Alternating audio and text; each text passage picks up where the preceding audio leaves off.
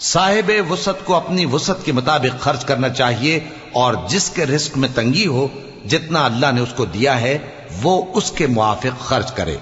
اللہ کسی کو زیر بار نہیں کرتا مگر اسی کے لحاظ سے جتنا اس کو دیا ہے، اور اللہ ان قریب تنگی کے بعد آسانی کر دے گا۔ اور بہت سی بستیوں کے رہنے والوں نے اپنے پروردگار اور اس کے پیغمبروں کے احکام سے سرکشی کی تو ہم نے ان کو سخت حساب میں پکڑ لیا اور ان پر ایسا عذاب نازل کیا جو نہ دیکھا تھا نہ سنا، سو انہوں نے اپنے کاموں کی سزا کا مزہ چکھ لیا اور ان کا انجام نقصان ہی تو تھا۔